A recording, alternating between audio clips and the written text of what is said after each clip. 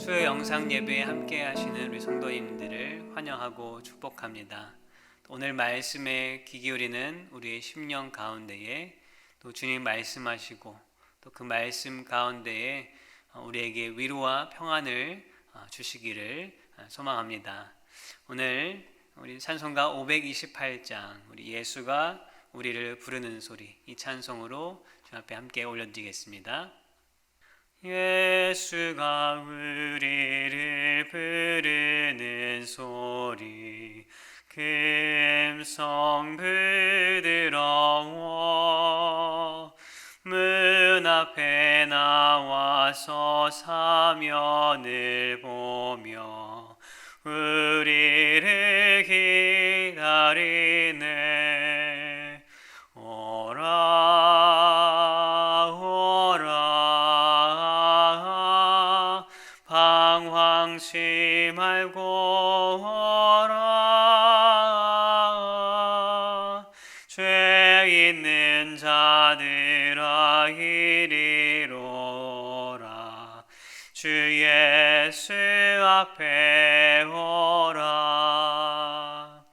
간절히 오라고 부르실 때에 우리는 지체하랴.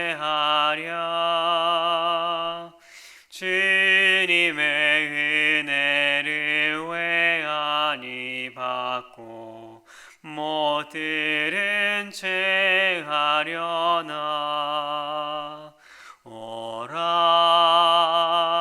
오라 방황치 말고 오라. 죄 있는 자들아 이리로 오라. 주 예수 앞에 오라. 세월이 살같이 빠르게 지나 쾌락이 끝이 나고 사망의 그늘이 너와 내 앞에 돌리며 가리우네. 오라 오라 방황치 말고 오라. 죄 있는 자들아 이리로 오라. 주 예수 앞에 오라. 우리를 위하여 예비해 두신 영원한 집이 있어. 죄 많은 세상을 떠나게 될 때 영접해 주시겠네. 오라 오라 방황치 말고 오라. 죄 있는 자들아 이리로 오라. 주 예수 앞에 오라. 아멘. 오늘 본문 말씀은 우리 지난주에와 같이 또 마태복음 5장 1절부터 12절까지의 말씀이 되겠습니다. 마태복음 5장 1절부터 12절까지의 말씀 함께 보겠습니다. 예수께서 무리를 모시고 산에 올라가 앉으시니 제자들이 나아온지라. 입을 열어 가르쳐 이르시되 심령이 가난한 자는 복이 있나니 천국이 그들의 것임이요. 애통하는 자는 복이 있나니 그들이 위로를 받을 것임이요. 온유한 자는 복이 있나니 그들이 땅을 기업으로 받을 것임이요. 의에 줄이고 목마른 자는 복이 있나니 그들이 배부를 것임이요. 긍휼히 여기는 자는 복이 있나니 그들이 긍휼히 여김을 받을 것임이요. 마음이 청결한 자는 복이 있나니 그들이 하나님을 볼 것이미요. 화평하게 하는 자는 복이 있나니 그들이 하나님의 아들이라 일컬음을 받을 것이미요. 의를 위하여 박해를 받은 자는 복이 있나니 천국이 그들의 것임이라. 나로 말미암아 너희를 욕하고 박해하고 거짓으로 너희를 거슬러 모든 악한 말을 할 때에는 너희에게 복이 있나니 기뻐하고 즐거워하라. 하늘에서 너희의 상이 큼이라.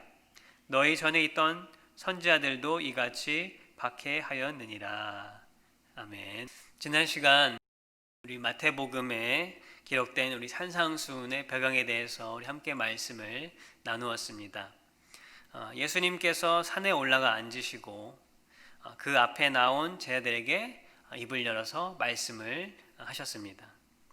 여기 나온 산이라는 것은 객관적으로 또 외형적으로 유대인이 아닌 이방인이나 또 우리들이 볼 때에는 그다지 이렇게 산이라고 부르기에는 좀 어려워 보일 수도 있겠지만 이 마태복음의 이 특징에 따라서 봤을 때 또 해석할 때에는 이 산이라고 주는 그 중요한 의미가 있다고 말씀을 드렸습니다. 유대인들에게 산은 곧 하나님의 임재와 그 말씀이 임해지는 장소였기 때문에 마태는 예수님께서 이 사역 초기에 말씀하신 이 배경, 이 말씀의 배경을 산으로 기록을 하고 있고 또 예수님의 말씀이 곧 구약에서 이스라엘 백성에게 주어진 이 하나님의 말씀과 동일하게 여겨지고 있다라고 볼 수 있는 것입니다. 그래서 이 산상수훈을 들은 이 유대인들은 마치 시내산에서 모세를 통해 이 하나님께서 친히 율법을 주시는 그 모습이 이 예수님의 산상수훈의 모습 속에서 아마도 이게 겹쳐지게 또 비춰지게 들렸을 것입니다. 이 유대인들에게는 율법이 무엇이었습니까? 율법이 주는 의미가 무엇이었습니까? 지난주 말씀드렸듯이 나라가 망하고 또 오랜 시간 동안 흩어져 사는 이 민족의 그 암흑기 같은 시기에 그들이 유대인으로서 살 수 있도록 또 유대인으로서의 정체성을 가질 수 있도록 기댈 수 있는 그 유일한 것 중에 하나가 바로 이 율법이었다라고 이렇게 말씀을 드렸습니다. 하나님께서 모세를 통해 율법을 주신 이유는 무엇이었습니까? 율법, 법이라고 생각하면 무언가 나를 억압하고 또 자유를 제한하는 것 같이 들릴 수도 있겠습니다. 그러나 사실 우리가 사는 이 세상도 이 사회도 완전하진 않지만 법이 있기 때문에 우리가 안전하고 또 그 법의 보호 아래서 자유를 누릴 수 있게 되는 것입니다. 이 하나님의 율법도 마찬가지 역할을 한다고 볼 수 있습니다. 400여 년의 그 시간 동안 이 애국과 이방 문화 속에서 살던 그 이스라엘 백성들은 이 하나님이 누구신지에 대해서 또 하나님의 뜻이 무엇인지 또 하나님의 백성이 어떻게 살아야 되는지에 대해서 무지했습니다. 잘 알지 못했습니다. 그래서 40일 동안 모세가 이 하나님의 율법을 받을 때 산 밑에서는 어리석게도 어떻게 했습니까? 이 황금 소를 만들고 그것에 절을 하면서 예배드리면서 경배하면서 그 황금 소가 자신들을 애굽으로부터 구원해낸 신이다라고 그렇게 우상을 만들기도 하였습니다. 어떻게 보면은 참 그들이 그런 홍해의 기적과 여러 가지 기적을 체험했음에도 불구하고 어떻게 그런 일을 벌일 수 있었을까라고 생각할 수 있겠지만 그들이 평생 보았던 것이 바로 그런 이방 문화였기 때문에 이 하나님에 대해서 참되신 하나님에 대해서 알지 못했기 때문에 그런 악한 그런 죄악을 저질렀다고 볼 수 있습니다. 그렇기 때문에 그들은 율법을 통해서 하나님이 누구신지 또 하나님의 백성은 어떻게 살아야 하는지 배워야 할 필요가 있었습니다. 그렇다면 율법이 하나님의 백성에게 좋은 것이고 또 중요한 것이라고 우리는 생각할 수 있습니다. 나라를 잃고 또한 하나님의 어떤 직접적인 계시가 없이 살아가던 유대인들이 이 율법을 붙잡은 것은 전혀 나쁜 일이 아니었습니다. 오히려 이러한 맥락에서 봤을 때는 바람직한 일이었습니다. 그런데 문제는 무엇이었는가 하면 이 율법을 너무나 붙잡은 나머지 또 집착한 나머지 그 율법 속에 계신 이 하나님의 뜻을 온전히 알지 못하고 그 뜻이 아니라 외형적인 어떤 행위, 또 외식적인 그런 율법주의가 되고 말았기 때문에 문제가 되었던 것입니다. 예수님은 이 문제를 아셨기 때문에 사역 초기에 말씀하실 때 이 율법을 올바로 해석해 주시고 또 진정 하나님의 백성은 어떤 모습이어야 하는지 그 핵심을 말씀하신 것이 바로 이 산상수훈이라고 말씀할 수 있겠습니다. 우리 성도님들이 한번 이 마태복음 5장부터 7장 나와 있는 이 산상수훈의 말씀을 한번 쭉 읽어 보시기 바랍니다. 읽어 보시면 느끼시겠지만 거의 내용들이 어떠한 것들이 있습니까? 도덕적이고 윤리적인 어떤 가르침이다라고 생각할 수가 있습니다. 신앙이 없는 자들에게는 아마 그들의 눈에는 이 사람들의 어떤 도덕과 사회의 윤리 그런 것들과 별반 다를 것이 없어 보일 수 있습니다. 왜냐하면 율법은 바로 하나님의 백성이 참되게 살아가야 할 그 지침서이기 때문에 도덕적이고 윤리적인 내용이 있을 수밖에 없기 때문입니다. 그러나 그 바탕 안에 그 기본 아래 믿음이 있고 또 하나님과의 나와의 관계가 있으면 이것은 단순한 도덕적 내용이 아니라 바로 천국 시민의 참 모습임을 깨닫고 또한 내가 이 땅에서 이 하나님 백성으로 어떻게 살아야 할지 알려주는 이 가이드가 되는 것이다 라고 우리는 받아들일 수가 있는 것입니다. 그래서 성도님들께 당부의 말씀을 드리자면 이 산상수훈의 말씀을 우리가 함께 앞으로 나눌 텐데 단순히 이것이 도덕적인 내용이 아니라 나와 하나님과의 관계를 생각하면서 과연 하나님을 믿는 내가 살아갈 모습은 어떠한 것인가 그런 것들을 생각하시면서 이 하나님의 말씀으로 이 산상수훈의 말씀을 들을 수 있기를 바랍니다. 예수님께서 산상수훈을 시작하시면서 무슨 말씀으로 시작하십니까? 오늘 본문 말씀을 읽었지만 바로 흔히 말하는 이 팔복이라는 것으로 시작을 하십니다. 이 팔복이라고 불리는 이유는 이 원어의 각 첫 문장의 단어가 바로 복이라는 단어로 시작하기 때문입니다. 사실 이 문장으로 따지면 이 9개의 문장이 되지만 이 마지막 두 문장이 비슷한 내용이어서 8가지 복이다. 그래서 팔복이라고 불리우게 되었습니다. 이 팔복 어떻게 보면 우리의 귀에는 참 듣기 좋은 그런 제목일 수 있습니다. 새해가 시작하면 우리는 어떻게 서로 인사합니까?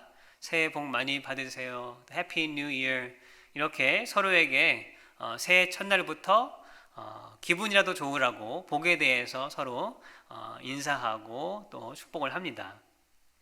그런데 그 복, 이 행복이라는 것은 과연 무엇일까요? 이 복, 행복이라는 것을 어떻게 생각하십니까? 어떻게 정의하십니까? 얼마 전에 읽은 책에서 고대 철학자 아리스토텔레스의 말이 이렇게 적혀 있었습니다.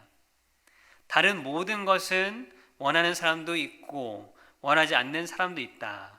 그러나 행복은 누구나 원한다. 100% 공감이 되는 말 아닌가요? 돈이 좋다고 하지만 상황에 따라서 원하는 사람도 있고 원하지 않는 사람도 있을 수가 있습니다. 다른 것들도 비슷하게 어떤 자신의 상황이나 어떤 자신의 환경에 따라서 어떤 사람들은 원하기도 하지만 또 다른 사람들은 원하지 않을 수도 있습니다.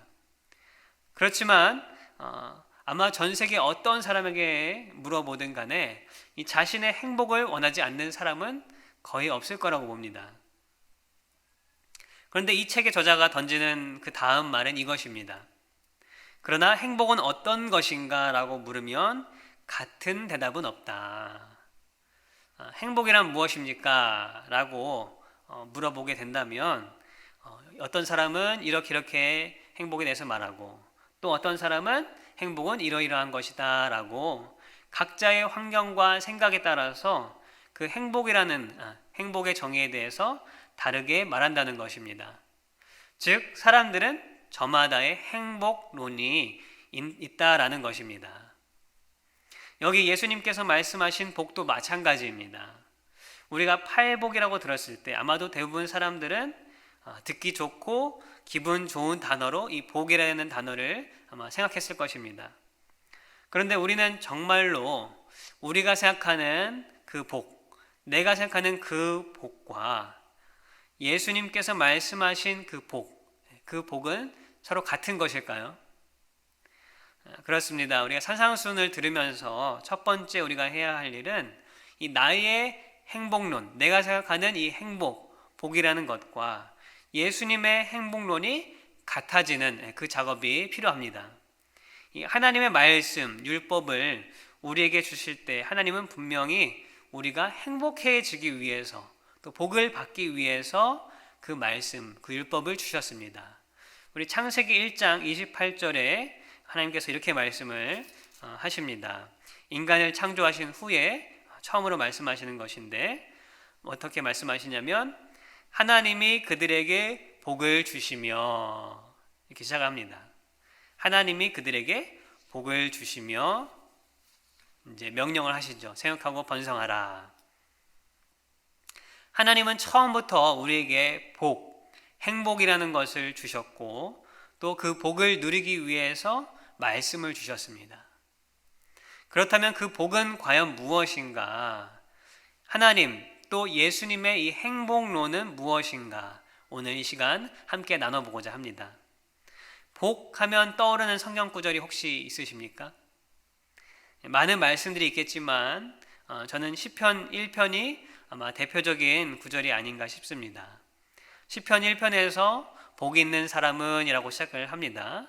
그리고 누가 복이 있는 사람이라고 말씀하십니까? 우리 2절에 보면 이렇게 말씀하시죠. 오직 여호와의 율법을 즐거워하여 그 율법을 주야로 묵상하는 자로다. 또 신명기 6장 24절에서도 여호와께서 우리에게 이 모든 규례를 지키라 명령하셨으니 이는 우리가 우리 하나님 여호와를 경외하여 항상 복을 누리게 하기 위하심이며 또 여호와께서 우리를 오늘과 같이 살게 하려 하심이라. 비슷한 말씀이 성경의 많은 곳에 기록이 되어 있습니다. 무슨 말씀을 하고 계시는 것입니까? 복, 행복과 계속해서 연결되어 등장하는 것이 바로 무엇입니까? 하나님의 율법, 하나님의 말씀입니다. 말씀을 지키는 자, 말씀을 묵상하는 자가 행복하다, 복이 있다라고 말씀을 하십니다. 성도님들 정말 그렇습니까? 하나님의 말씀을 지키는 자, 하나님의 말씀을 묵상하는 자가 복이 있는 사람입니까? 행복한 사람입니까? 하나님의 말씀만 지키고 따르고 그 말씀만 묵상하면 행복해집니까? 말씀은 듣고 지키기도 하겠지만 일단 먹고 사는 게 해결이 돼야 그래도 행복한 것 아닙니까? 일단 내 몸 좀 아프지 않아야 행복을 찾을 수 있지 않겠습니까? 자식들이 속을 썩이지 않아야 복된 것이 아닙니까? 좀 웃고 즐길 수 있는 삶이어야 행복한 삶이라고 말할 수 있지 않겠습니까? 하나님의 행복론은 늘 한결같습니다. 하나님의 말씀이 삶을 통치하는 삶, 그 인생이 행복한 사람이다라고 하나님은 말씀하십니다. 왜냐하면 하나님의 말씀 속에 우리는 하나님이 누구신 줄 알 수 있고 또 어떻게 사는 것이 하나님이 지으신 목적에 따라 사는 길임을 우리가 알 수 있기 때문입니다. 목적대로 살지 못하고 목적대로 사용되지 못한다면 불행한 것입니다. 만족이 없습니다. 또 다칠 수도 있습니다. 예를 들어 보면 우리 칼 있죠, 칼. 칼을 만들 때는 어떻게 목적을 가지고 만듭니까? 우리 부엌에서 쓰는 칼은 요리할 때 도움이 되도록 그렇게 만들어지고 또 뭐 농사하는 칼들은 농사에 도움이 되도록 만들어지고 여러 가지 그런 목적에 따라서 칼을 만듭니다. 그런데 이 칼이 잘못 그 목적에 따라 쓰이지 않고 잘못 쓰여지게 되면 어떻게 됩니까? 사람의 생명을 해칠 수 있는 그런 위험한 도구로, 불행을 만드는 도구로도 사용이 될 수가 있습니다. 지어진 목적대로 살게 되면 때로는 불행할 것 같은 그런 환경 속에서도 행복할 수가 있습니다. 우리 인생은 특별히 예수님을 믿는 그리스도인은 하나님께서 나를 지으신 목적에 따라 살아야 행복할 수가 있는 것입니다.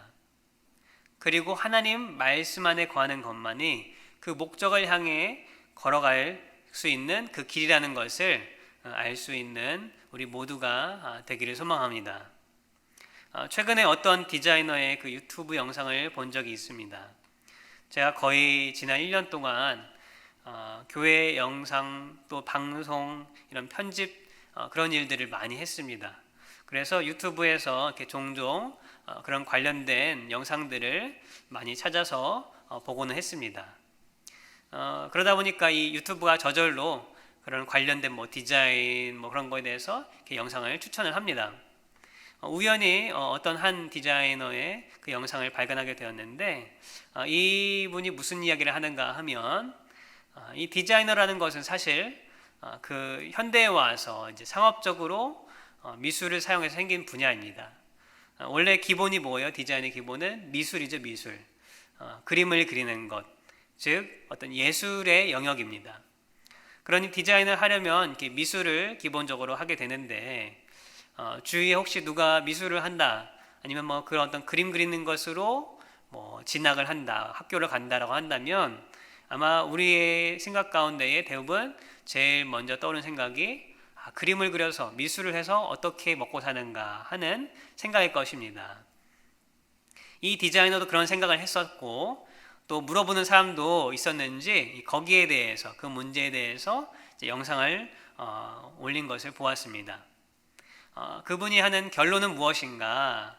미술은 예술이고 창작 활동이 그 목적이다. 그렇기 때문에 돈을 벌기 위한 또 먹고 살기 위한 그런 부담을 미술에게 주지 마라. 그림 그리는 일에 주지 마라. 그것이 행복한 미술을 할 수 있는 길이다라고 이렇게 얘기하는 것입니다. 무슨 말씀인가 하면 미술, 그림 그리는 일 말고 세상에는 돈을 벌 수 있는, 내가 먹고 살기 위한 돈을 벌 수 있는 일들은 얼마든지 많이 있다. 처음에는 작게는 아르바이트부터 시작해서 가르치는 일 아니면은 상업적인 디자인 회사의 일들이나 등등 돈 버는 것들은 먹고 살 문제들은 그런 것으로 해결을 하고 이 그림 그리는 미술 활동, 어떤 예술에 관한 그 창작 활동은 그 목적 자체로 예술로서 하라는 것입니다. 이 미술 활동의 온전한 목적으로 그림 그리기를 하면 자신은 너무나 행복한데 그 목적을 잃고 돈을 벌기 위해서 남들이 원하는 것을 그리고 그렇게 하다 보면은 이 스트레스 때문에 제대로 된 그림도 못 그리고 또 그렇게 사는 자기 자신이 불행하다라는 것입니다. 이 하나님의 백성도 마찬가지라고 생각합니다.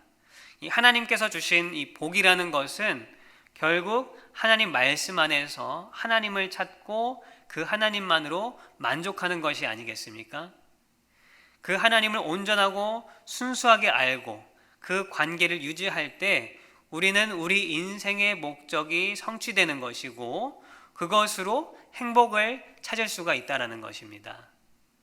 그런데 어느 순간 부수적인 것, 주로 물질에 우리 눈에 가게 되고 또 하나님은 그 물질을 얻는 도구가 되고 또 그 부담을 자꾸 하나님께 또 나의 신앙생활에 더하게 되면 그때부터 우리 신앙생활과 삶은 하나님이 주시는 어떤 복에서, 참된 복에서, 참된 행복에서 멀어지게 된다는 것입니다. 내가 생각하는 행복은 무엇인가? 다시 곰곰이 생각할 수 있는 그런 시간이 되길 바랍니다. 그리고 과연 내가 생각하는 행복의 모습이, 복이라는 것이 예수님께서 산상순에서 말씀하시는 그 행복론과 같은 것인가 한번 비교해 볼 수 있길 바랍니다. 예수님은 우리가 행복한 하나님의 백성이 되길 원하십니다. 그렇기에 하나님의 율법의 말씀을 재해석해 주시면서 먼저 복에 대해서 이야기하고 계신 것입니다. 사실 8가지 복, 8복이라고 해서 무언가 각기 다른 어떤 개별적인 복, 마치 우리 동양 사상에 있는 그런 오복 복처럼 생각하기가 쉽습니다. 그러나 여러 신학자들 또 주석과 성경적인 그 흐름에서 볼 때에 복이라는 것은 뭔가 여러 가지를 잘게 쪼개는 그런 것이 아니라 한 가지밖에 없습니다. 그리고 그 복은 하나님 말씀 안에 온전하게 또 순수하게 거하는 것이며, 즉 하나님 자신, 하나님께서 우리와 함께 하시는 것, 그것이 바로 복이라고 말씀하고 있는 것입니다. 이 하나님 백성이 하나님 빼고 나머지를 이야기한들 그것이 어떻게 복이 되겠습니까?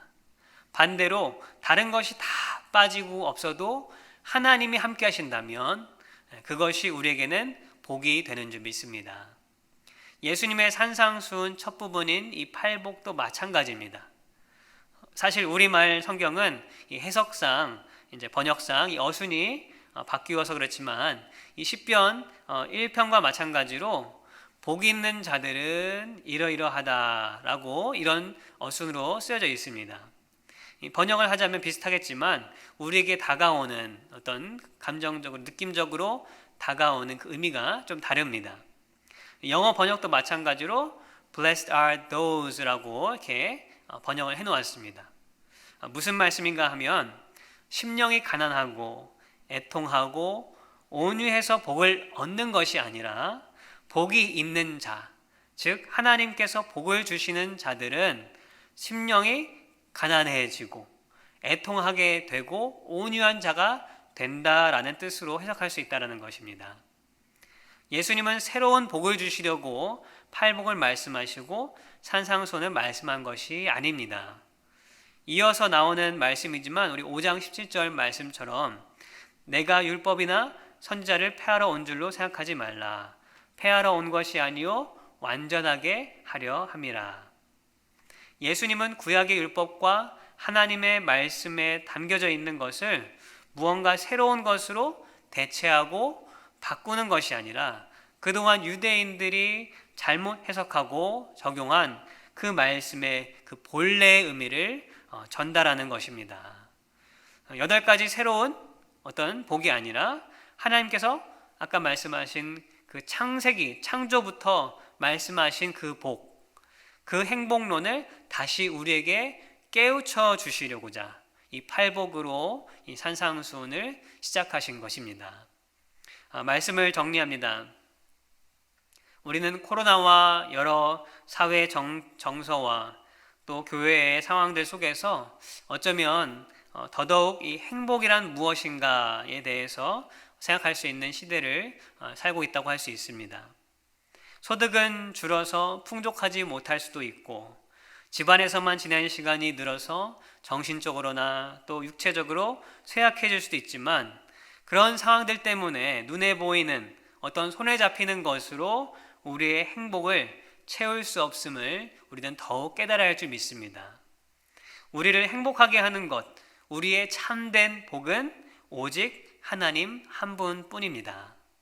하나님 말씀이 아침마다 또 저녁마다 내 마음속에 또 내 가정에서 또 내 일터에서 묵상될 수 있다면 그 삶이야말로 진정한 우리 그리스도인의 이 행복이 실현되는 삶이라고 할 수 믿습니다.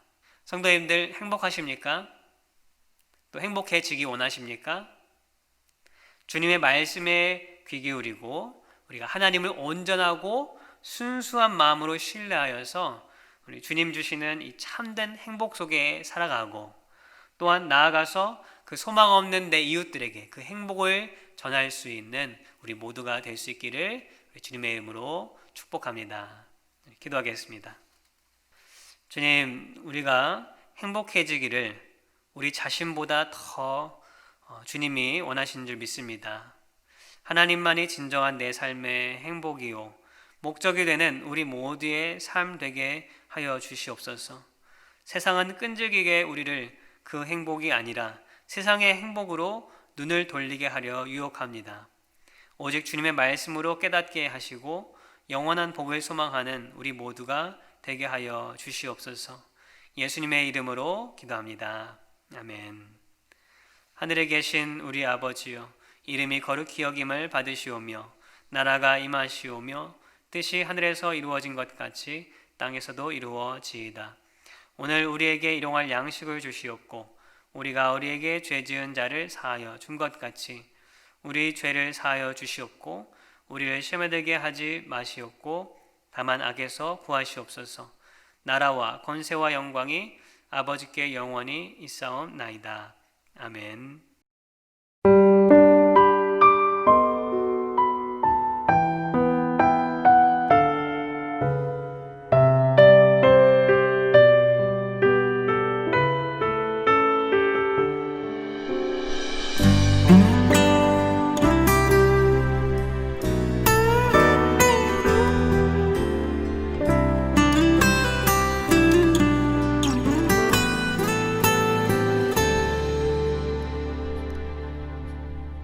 허무한 시절 지날 때 깊은 한숨 내쉴 때 그런 풍경 보시며 단식하는 분 있네.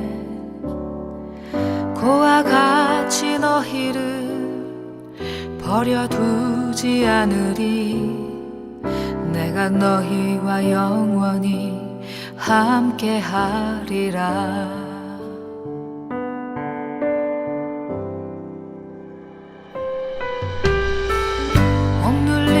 자 갇힌 자 자유함이 없는 자 피난처가 되시는 성령님 계시네. 주의 영이 계신 곳에 잠자유가 있다네. 진리의 영이신 성령이 오셨네. 성령